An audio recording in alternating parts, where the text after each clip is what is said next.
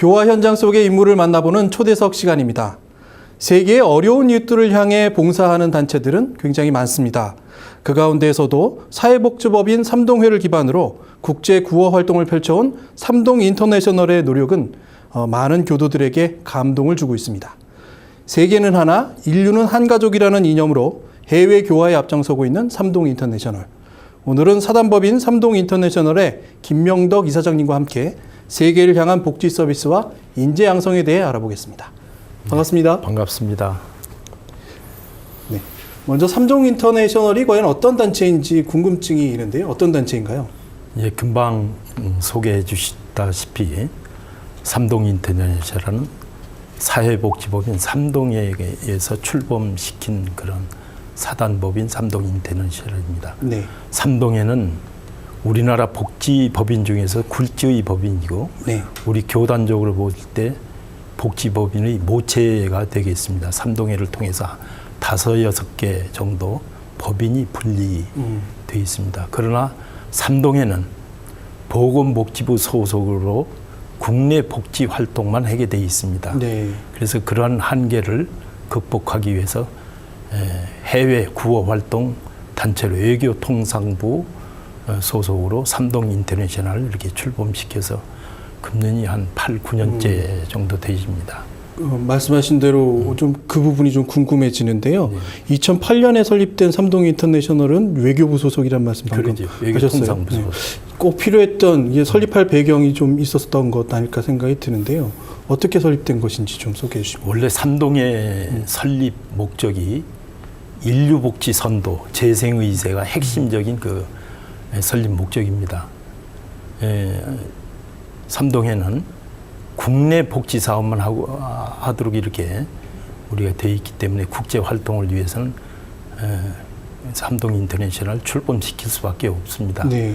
그리고 이제 삼동회는 그 뜻이 삼동윤리를 통해서 국제적으로 인류에게 도움을 주는 그런 복지 활동을 하라는 그러한 내용으로 삼동회는 이름으로 명명을 주셨습니다. 복지법인 네. 이름을. 아시다시피 한우란 한이치, 한 집안 한 고서, 이론 세계 건설하자. 이것이 네. 삼동회의 그 삼동윤리의 그 핵심적인 내용 아니겠어요? 네네. 그러면 삼동회는 국내 복지만 이렇게 한정이 돼 있어서 국제적인 활동을 어떻게 할 것이냐. 이게 늘 저희들 삼동회의 과제였습니다. 그래서 과감히 제가 이제 2007년 삼동회 이사장으로 부임하면서 이러한 과제를 어떻게 풀 건가 많은 고민 끝에 많은 논의를 거쳤습니다. 많은 논의를 거쳤는데 그러나 새로운 사업을 하나 한다는 것은 상당히 어렵죠. 네. 원기 2년에 대종사님께서 하신 사업이 있잖아요. 네네. 금주, 금연, 허례허식 폐지, 보온미 그리고 그 다음에 이제 저축조합 그걸 통해서 방언공사를 이렇게 하게 되집니다. 네네. 우리가 그러한 취지로 삼동 인터내셔널 출범시키자 해서 캠페인을 벌이기 시작했습니다. 그것이 커피 한 잔 덜 마시고 예. 담배 한 각 안 피우고 네. 그것을 줄여서 한 달에 한 번씩 어려운 이웃에게 세계에 있는 어려운 이웃에게 희망을 주는 그런 사업을 전개하자. 다들 염려를 했는데 100명이 모아지고 나중에 1000명이 모아지고 한 1년 지나니까 한 2000명이 돼요. 네. 그래서 우리 스스로가 이렇게 하면 되겠다. 아주 자긍심이 생겼습니다. 대산종사님께서 네. 세계 봉공회를 그렇게 염원을 하셨는데 세계 봉공회의 기틀이 되라 삼동 인터내셔널. 그리고 또 하나는 아프리카는 여러 단체가 하고 있으니까 삼동 인터내셔널은 동남아 불교 국가를 중심으로 해서 활동을 했으면 좋겠다 하시면서 크게 격려를 해 주셨습니다. 이런 과정을 거쳐서 삼동 인터내셔널이 출범이 되어졌습니다. 지금 교무님께서는 이사장님이기도 하시지만 삼동회 이사장님이기도 하셨습니다. 그렇죠. 지금까지도요. 네. 그러니까 삼동회가 과연 어떤 복지 활동을 하고 어떤 개념으로 활동을 해야 되는지에 대한 어떤 기반을 탄탄히 닦으셨고 그 가운데서도 이제 삼동 인터내셔널을 지금 맡고 계십니다. 과연 어떻게 원불교를 만나시게 되셨는지도 궁금하고요. 그렇죠. 교무님이 어떻게 되셨는지도 조금 개인적으로 궁금합니다. 저는 참 복이 많습니다. 여기가 충청북도 충주 출신인데 제가 출가할 때만 해도 그 충청북도에는 원불교에 대한 아무 교단도 없고 교당도 없고 기관도 없고 무연고지였습니다. 그래서 다행히 저희 형님이신 면산 김성진 교무님께서 먼저 출가를 하셔서 저에 대해서 많은 공을 들이셨어요. 동생 하나를 더 전무 출신시키기 위해서. 네네. 이제 그때만 해도 교전이 없을 때입니다. 교전이 없을 때인데 법문을 쓰게 한다든가 또 해보 또 원강지를 이렇게 주어서 꼭 읽게 하고 감상을 이렇게 발표하게 하고 해서 저에 대해서 많은 그 공을 들이셔서 고등학교 2학년 때 저를 총부를 순방에게 이렇게 해 주셨습니다. 그때가 이제 원기 50년대입니다. 아, 네. 이제 그때 마음을 참 이렇게 굳혀서 출가를 이렇게 하게 됩니다. 예, 제가 정식 출가는 원기 52년에 네. 출가를 했습니다. 출가를 하신 것도 대단한 결심일 수 있는데 사실은 아까 말씀드린 대로 삼동회를 조직하시고 이것에 매진하시면서 내 것을 챙기기보다는 남을 위해 챙기는 것이 훨씬 많은 삶을 살아오셨습니다. 정말 어떤 이유로 이런 서원을 가지게 되셨는지가 좀 궁금한데요. 예, 뭐 복지에 대한 서원보다도 제가 오래도록 산업계에 있다가 처음으로 1997년도 경으로 지금 기억이 되집니다. 처음으로 교당을 네. 발령을 받았습니다. 교무로. 네. 그동안은 이제 산업계에서 주로 활동을 하다가 군산 인픽교당으로 처음으로 교무 발령을 받았습니다. 예, 시골이만 그때만 해도 농촌에는 노인만 계시고 젊은 사람들이 다 나가고 97년도 그 무렵에 국가에서는 우리나라가 고령화 사회로 진입됩니다. 네네. 노인 인구가 7% 되는 그 시대에 그리고 사회적으로 가장 이슈가 됐던 그 부분 중에 하나가 치매 노인 문제 그것이 아주 사회적으로 이슈가 되어 있었어요. 이 노인 부분을 어떻게 보호를 할 것이냐 그것이 사회적으로 큰 문제가 되면서 국가적으로 그 치매 노인을 보호할 수 있는 그런 시설을 많이 이렇게 권장을 할 때입니다. 그래서 그때 저희가 보니까 농촌 지역에서 교화를 위해서는 농촌 지역에 계시는 노인 어른들을 잘 보호할 수 있는 그런 계획을 세워서 추진해야 되겠다 해가지고 원불교 최초로 치매 노인 전문 요양원을 저희가 인피 보은의 집에서 인피에서 시작을 해가지고 보은의 집 네. 치매 전문 요양원 보은의 집을 이렇게 설립을 하게 됐습니다. 그래서 한 6년을 이렇게 제가 운영을 하고 그때만 해도 1997년만 해도 외국 노동자들이 막 들어왔는데 네. 군산에는 이제 그 목재 그런 공장이 많습니다. 그런 그 어려운 그 일은 대개 외국 노동자들이 이렇게 하는 입장인데 그때만 해도 외국 노동자들이 그 주위에 많이 있었어요. 교당을 제가 있으면서 외국 노동자들을 좀 관리를 하는 그런 일을 좀 했습니다. 뭐 한 번은 그 외국 노동자가 맹장에 걸려가지고 어쩔 줄 모르는데 네네. 그 사람을 들고 원광대 의료 이제 병원에서 수술을 한번 시켜놨더니 그 노동자들 사이에서 저한테 의지하는 그런 게 많아가지고 교당에 그냥 많이 오는 그런 계기도 돼주고 그렇게 해서 재미있게 살고 보은의 집을 한 6년 정도 운영을 잘했더니 이것이 그 프로그램 개발이라든가 아주 정성스럽게 했더니 이것이 이제 국가에서도 괜찮게 인정하는 그런 요양원으로 이렇게 됐습니다. 네. 그런 그 운영 실적을 평가를 잘 하셨는가 모르지만 하여튼 삼동의 이사장으로 갑자기 이렇게 발령을 제가 받아서 2007년도에 이제 제가 삼동의 이사장이 되면서 많은 고민을 했습니다. 삼동에는 한 시설이 네. 복지 시설이 한 100여 개 정도 되집니다.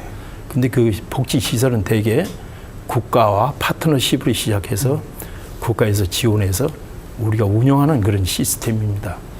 그거에 대해서 복지가 과연 이런 수준으로만 계속 가야 되냐 이런 거에 대한 많은 고민을 했는데 그 고민하는 계기가 제가 존경하는 그 천주교 교구장 신부님이 한 분 계셨어요. 네네. 그 신부님이 그 수녀님들이 운영하는 요양원 개원식에서 축사를 하시더라고요. 네네. 축사를 하시면서 하신 말씀이 종교인들이 아무나 다 하고 누구나 하고 싶어하는 그런 시설 운영이면 안 된다. 수녀님들을 생망 비슷하게 하셨어요. 네네. 예, 그것이 저한테 아주 가슴에 딱 들어온 거예요. 야, 원불교 삼동회가 법인은 큰데 그 법인 시설 자체가 되게 이제 국가에서 지원하는 그런 시설, 이런 것을 어떻게 더 폭넓게, 예, 적어도 종교인들은 남이 하지 않는 거, 어려운 그런 복지 사업을 한 게 종교인들 임무가 아니냐, 예, 그런 쪽에 많이 생각을 하게 됐습니다. 네. 방금 말씀하신 대로 주변에서 결국은 교무 생활을 하면서 보이는 대로 손을 뻗치신 것들이 결국은 이만큼 커져서 오신 것으로 생각이 듭니다. 이제 원불교 교단이 2세기에 접어들었습니다. 지금 세계봉공재단도 이미 설립돼서 운영 중에 있고, 많은 사람들이 세계 교화에 또 해외의 어떤 복지에 도움의 손길을 뻗치는 것이 우리가 꼭 해야 될 일로 생각하는 것들이 굉장히 많을 텐데, 지금까지 겪어오신 많은 경험을 바탕으로 생각해 보신다면 교단의 어르신으로서 지금 어떻게 지금 중요한 시기를 맞고 있다, 어떤 것을 우선으로 신경 써야 된다라고 좀 말씀하실 게 계시지 않을까 싶은데요. 그렇죠. 이제 원불교는 대종사님께서 분명히 3대 사업이라고 지정해 주셨습니다. 교화, 교육, 자선복지, 이 세 가지 방향을 분명히 해줘서 우리 교단이 균형 있게 세 가지를 이렇게 발전시켜 왔습니다. 네. 이 원불교 복지, 이 봉공활동 그 주체들을 저희가 보기에는 아까 말씀드린 복지 시설 운영하는 복지, 또 하나는 우리 교도님들이 중심이 돼서 중앙봉공회, 교구봉공회, 봉공복지, 봉사활동 중심, 또 해외로 이렇게 역할을 하는 NGO 복지가 있고, 또 하나는 사회의 문제에 과감히 우리 목소리를 내는 사회 운동, 예를 들어서 환경운동이라든가 인권운동이라든가 이러한 것이 원불교에서 고르게 이렇게 되어 오고 있습니다. 이게 이 전체를 저는 원불교 봉공복지 주체들이라 이렇게 생각합니다. 그래서 이 봉공복지가 2세기, 원불교 2세기를 맞아서 어떻게 할 것이냐. 아마 이 부분은 철저히 저희들이 열심히 해서 누구나 다 하는 복지지만은 네. 우리 원불교 복지는 원불교답게 모델이 돼야 된다. 이 모델이 되기 위해서는 첫째, 사회적으로 신뢰받는 그런 복지 운영이 돼야 된다. 이 신뢰를 받기 위해서는 투명하게 해야 되고, 또 전문성이 있어야 되고, 또 더 낮은 자세로 어려운 이웃에 가까이 가는 그런 복지가 됐을 때 정말 모델이 되는 원불교다운 복지가 될 것이다, 이렇게 보고 있습니다. 그리고 지금 또 방금 말씀하신 두 번째는 원불교 복지의 2세계는 네. 세계로 이렇게 나가는 복지, 국제화된 복지가 되어야 된다. 다행히 우리가 세계봉공재단이 출범했어요. 네네. 세계봉공재단은 대산종사님 탄신 100주년을 기해서 세계봉공재단이 출범했습니다. 세계봉공재단은 다시 말해서 대산종사님 4대 봉공회에서 세계봉공회를 우리가 교단적으로 추진하는 입장에서 세계봉공재단이 출범했습니다. 이 세계봉공재단은 저는 그렇게 봅니다. 세계봉공재단이 모든 복지 주체를 통합, 연대하는 그런 역할을 해야 된다. 아까도 말씀드린 이제 시설 복지라든가 봉공복지, NGO 복지, 사회운동 이런 것들이 같이 가야 된다. 우리가 또 복지 활동을 하는, 봉공 활동을 하는 단체가 많이 있습니다. 네네. 봉공회가 있고 여성회가 있고 청운회, 원덕회 이런 것들이 다 조직적으로 체계화시켜서 이제는 정말로 세계에 내놓는 그런 그 복지 체제로 이렇게 가야 된다.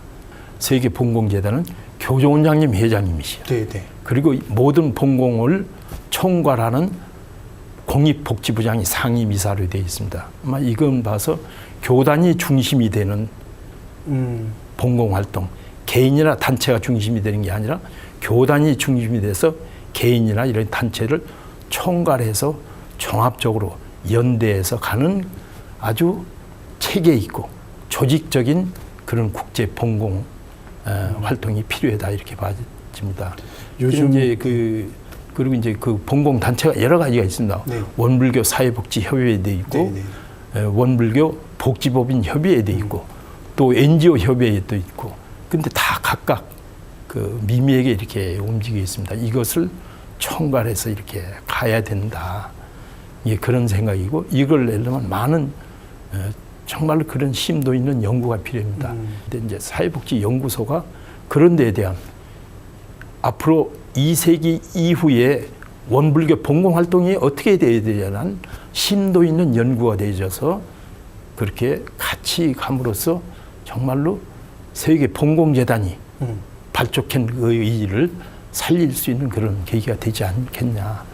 이거에 대해서 정말 소견이지만 강력히 우리 교정원에도 좀 요청을 하고 싶고 네네. 다 각각 이렇게 움직이고 있거든요. 연대해서 같이 함께 정보도 교류하고 프로그램도 공동을 하고 이런 부분이 나와야 된다. 저기 우리 저 서울 회관이 크게 서지만 큰 사무실이 하나 있어서 네. 모든 봉공 단체들이 거기에서 같이 이렇게 가야 교화, 교육, 자선 이 3대 사업을 교단적으로 균형 있게 가지 않냐 이렇게 생각이 됩니다. 요즘 유행하는 말 중에 컨트롤 타워라는 말이 있는데요. 그 맞습니다. 꼭 네. 컨트롤 타워 역할을 해야 됩니다. 이게 기획도 같이 해주고 해야 되냐 말아야 되냐 조정도 해주고 평가도 해주고 또 지원도 해주고 이게 컨트롤 타워 역할이 세계봉공재단이 꼭 해야 된다 이렇게 봐집니다. 교수님께서 세계봉공재단에 대한 기대가 굉장히 많고 또 어떤 그 안에 역할들을 좀 기대하시는 일들이 많으시지 않을까 생각이 됩니다. 삼동 인터내셔널의 얘기를 조금만 더 여쭤보자면 그간의 활동 사항들이 조금 궁금해서 사진을 몇 장 준비했는데요. 같이 한번 보시면서 말씀 나누시겠습니다. 이 어느 곳에 있는 어떤 건물인지 먼저. 여기는 네팔 네. 룸비니 부처님 탄생지에 있는 삼동 우리 스쿨입니다. 네네. 여기는 네팔 청년이 출가해서 교모가 돼가지고 다시 고향에 가서 이 삼동 스쿨을 개척을 해서 설립해서 지금 학교를 운영을 하고 있습니다. 3년째 했는데 현재 270명 학생이 여기 다니고 있는데 유치원부터 시작해서 8학년, 12학년까지 이렇게 되는 그 학구 제도가 되는 이제 12학년까지 올라가는 게 저희들 목표입니다. 그래서 네팔에서 원불교를 공부하신 분이 교무가 돼서 학교를 만드신 거군요. 학교를 만들었어요. 뭐 굉장히 의미 있는 학교인 것 같은데, 예, 교육봉사 하시는 모습이시네요. 네, 예, 그렇습니다. 네, 그 다음은 네팔에 물이 좀 귀한가 보죠? 그러죠. 네. 처음에 이 학교를 짓기 전에는 그 룸비니 그 지역이 참 평야 지역입니다. 석회질이 많아요.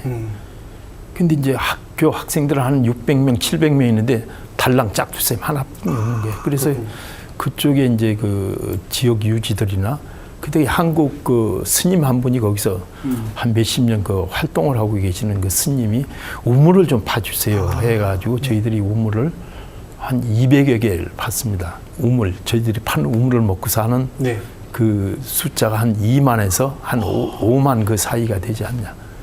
그렇게 해서 공공기관에 다 하나씩 이렇게 처음엔 그 사업을 시작을 했습니다.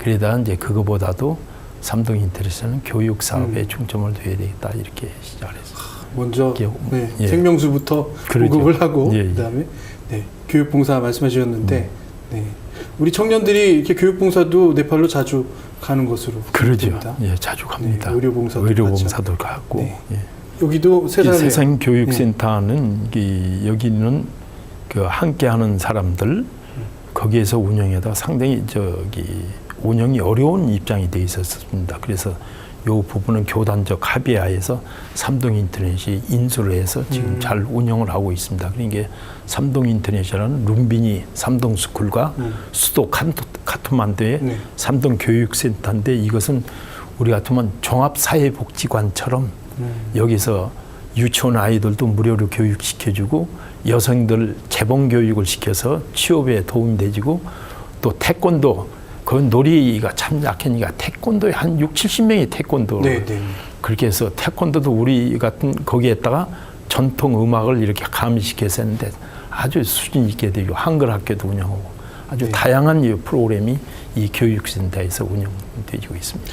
네팔은 불교의 종주국으로 알고 있는데 원불교가 하신 것이 그러니까요. 원불교의 모습이 이렇게 커져가고 있는 모습 봤습니다. 라오스의 교당이군요. 라오스 교당입니다. 이 라오스 교당은 전주 교구 화산 교당에서 연원을 낸 교당입니다. 최초로 그 교당과 해외 NGO 단체와 결연해서 하나의 교당이 아마 최초로 탄생됐을 것입니다. 여기는 교당과 우리 삼동 인터내셔널 현지 사무소를 같이 운영을 하고 있습니다. 라오스의 모습 계속 보겠습니다. 예, 여기는 최초로 라오스에 우리 학교 교실을 6칸을 지어줬습니다. 이 교실 6개가 여기 한 학생들이 한 800명 되는데 제일 좋은 교실이 나머지는 다 나무 판자로 이렇게 된 교실이고 일단 여긴 자랑할 만한 그런 적입니다. 네. 많은 사람들이 여기서 공부하고 싶겠어요? 그렇죠. 네. 예. 라오스 세일럼 스쿨이라고 네네네. 아마 그 주에선 가장 이 모범된 시설을 갖고 있는 그런 학교가 되지겠습니다. 자연의 은혜가 그대로 녹아있는 너무 멋진 사진이 됐습니다. 예. 네. 몽골의 모습이군요. 예, 몽골은 저희들이 처음 했던 사업이 몽골에서 무슨 사업을 해야 되냐 했더니 몽골 수도가 울란바토르입니다. 울란바토르에 모든 쓰레기를 처리하는 곳이 있습니다. 네. 근데 이제 그 우리나라도 마찬가지지만 몽골도 산업화가 되지면서 저 시골 아이들이 와가지고 수도 부근에서 사는데 그러나 직장이 있어야지. 이제 그런 아이들이 오고 갈 데가 없으니까 쓰레기를 뒤져서 여기 생활하는 아이들이 있었어요. 네. 저 아이들을 위해서 뭔가 해야 되겠다 했던 사업이 처음에 그 사람들 거처가 이제 그 전통 가옥인 게르입니다. 네네. 이 게르를 열동을 지고 1년 동안에 저희들이 급식 그 뭐를 이렇게 해주고 또 이 사람들 위한 의료 봉사도 해주고 이게 처음 사업이 이 쓰레기장 아이들을 위한 그 가족들을 위한 그 전통 게르 열동을 지어줬습니다. 열동이면 한 50명이 살 수 있는 그런 구조입니다. 흔히 말해서 쓰레기 안에서 아름다운 꽃이 피는 것처럼 삶이 피어나는 그런 순간이군요. 그렇죠. 미얀마로 넘어가네. 네, 미얀마군요. 예, 미얀마는 우리가 이렇다 우리가 사무실이든가 거처는 없습니다. 그런데 저희들이 미얀마 청소년들을 위해서 한 3년 동안, 3년, 길게는 5년 정도 되겠는데, 한 10명을 장학금을 지원해 줬습니다. 참 비용이 싸요. 의대생들 1년에 기숙사비까지 다 해서 1년에 학원비까지 해서 한 80만 원. 이게 800만 원이면 10명을 지원해 주지 않겠습니까? 이 사람들을 몇 년 지원해 줬더니 저희들이 이제 저 사람들하고 1박 2일 연수도 하고 그러면서 야, 받기만 하면 안 된다. 받은 만큼 지역사회들이 역할을 해야 된다. 했더니 아이들이 스스로 클럽을 하나 만들었어요. 그것이 미얀마 삼동 유스 클럽, 젊은 클럽을 만들어가지고 이 학생들이 한 달에 한 번씩 그 시골에 나가서 자기들 재능 기부를 하는 거야. 시골에서 가르치지 못하는 과학기술이라든가 뭐 음악이라든가 뭐 여러 가지를 저희들이 그 프로그램을 만들어서 지금까지 했는데 처음에는 한 10명, 50명, 지금 120명이 넘었습니다. 이제 이 학생들을 위해서 매달 저희들이 지원이 들어갑니다. 그래서 여기는 이제 교당만 쓰면 이 학생들이 다 우리 교도가 될 아주 좋은 120명이 바로 교도가. 그렇죠. 네. 그렇습니다. 카우뱅크라는 게 있네요. 이게 이제 뱅크 사업, 뱅크라는 거 은행을 얘기하는 게 소 뱅크 사업입니다. 소를 주어서 여기서 낳은 새끼를 남을 이렇게 도와주는 그런 역할을 하는 거예요. 그렇군요. 그러니까 우리가 같으면 새마을 사업이죠. 이 사람들에게 경제적으로 좀 도움이 되는 그런 사업이 있는데 그냥 돈만 주고 써버리면 이거 흔적이 없어지잖아. 그래서 저희들이 암소를 사서 줍니다. 암소를 사서 이것이 100마리 정도 될 때까지는 절대 팔지 말아라. 이게 100마리가 되면 그때 나온 새끼를 마을 공동 이익을 위해서 써라. 그래서 두 마을을 지금 선정해서 했는데 한 마을은 그렇게 코이카 프로젝트로 해서 이게 당첨이 돼서 한 마을을 70마리를 사줬습니다. 70마리를 사줘서 여기서 나온 그 송아지를 옆마을에 입시를 시켜서 분양을 해서 옆마을이 또 소가 늘어나는 그런 뱅크 사업을 하는데 참 이것은 멋집니다. 저희가 봐도 감동을 합니다. 이게 마을이 하나의 공동체가 되죠. 이걸 통해서 우리도 할 수 있구나. 이런 자신감도 있고. 우리나라 꼭 새마을 사업하고 거의 유사한 아마 그렇게 되기 때문에 코이카에서도 적극적으로 저희들을 지원해서 이렇게 되지는 사업이 아니냐. 송아지가 이자 불듯이 불어나는 그런 사업이 되겠군요. 아시아 교화 사업에 대한 말씀을 좀 들었습니다. 굉장히 교육과 관련된 사업들이 많이 있습니다. 특히 불교의 국가라고 할 수 있는 이런 나라들에서 특히 원불교의 교화 사업을 그리고 복지 사업을 펼치시는 것이 나름대로 받아들이는 것이 쉽을지 모르지만 이렇게 깊이 생각하기에는 또 이질감을 느끼지 않을까라는 생각도 조금 들거든요. 저희가 이제 몇 년 이렇게 국제 구호 활동을 하다 보니까 이제 대개 이제 빈곤 문제입니다. 네. 또 하나는 건강, 질병 문제, 또 하나는 무식한 무지 문제, 그리고 재해재난 이렇게 네 가지. 그래서 이제 그 중에서 우리 삼동 인터내셔널이 할 수 있는 사업이 뭐냐? 그래서 교육 사업을 이렇게. 그리고 이제 제가 보기에는 빈곤이라든가 질병 문제, 사람이 교육받으면 상당히 극복할 수 있는 게 나옵니다. 빈곤 문제는 제가 보기에는 동남아는 기후 조건이 너무 좋은 거예요. 농업사회로서. 근데 왜 빈곤했냐? 깨어있지 않기 때문에 된다.